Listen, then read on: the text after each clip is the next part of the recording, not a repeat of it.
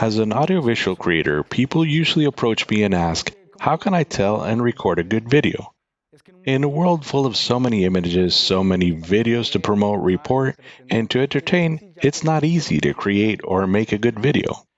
The answer is simple, and to answer it, I like to use the following example.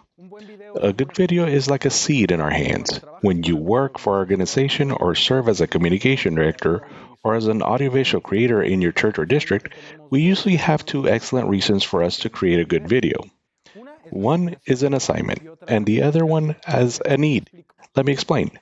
For instance, when the communication director or administrator tells us to report an activity such as Special Impact Day, event promotion, or reports on church union or institutional growth, that's an assignment.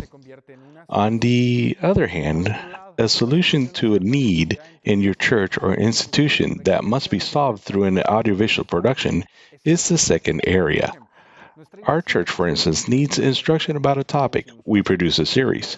Our children need to substantiate their beliefs. We produce a TV program. Or simply the music in our church from our musicians needs to reach more people. We produce a video clip. You might think that the second area is the most fun, but both of them imply creative freedom.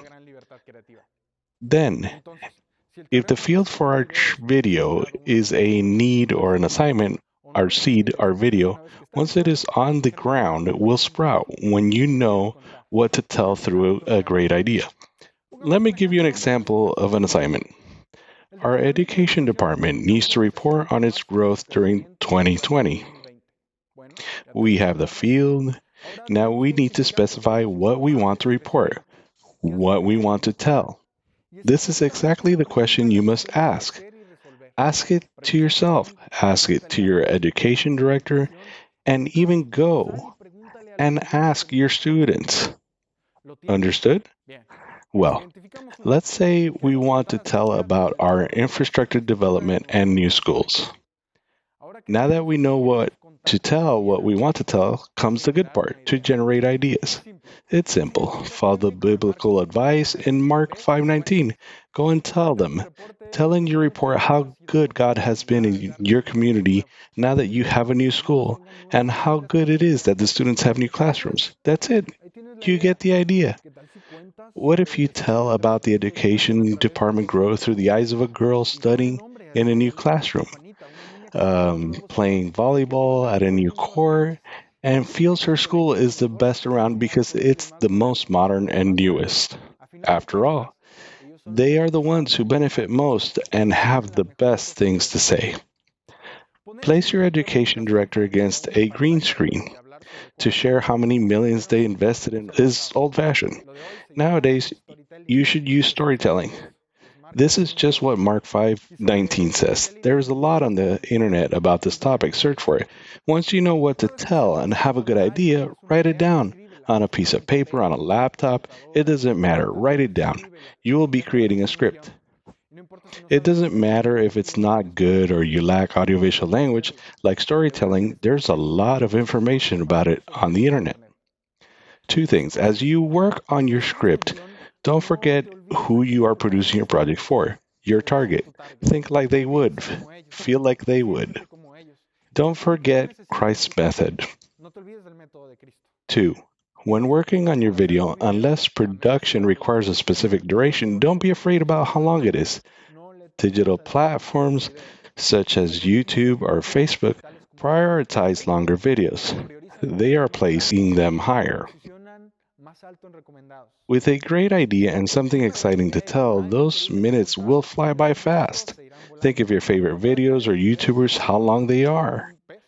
Were you aware that you spent 10 or 13 minutes watching?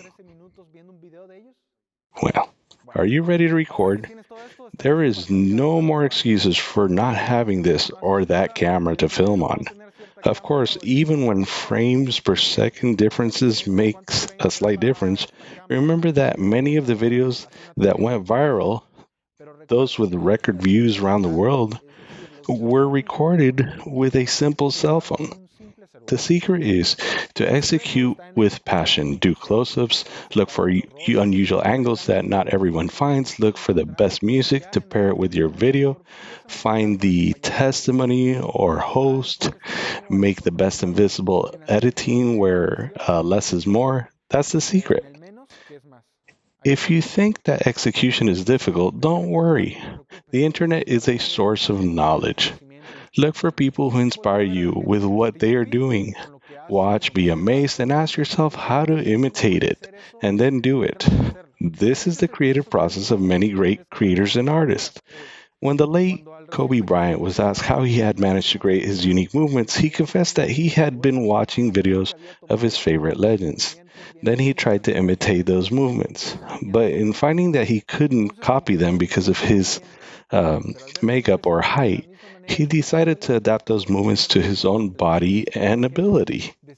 In his book Steal Like an Artist, Austin Kleon suggests that to get inspired, create, and apply creativity, you must steal like an artist, because in our digital era, there is nothing new or original. You could say, but stealing is a sin.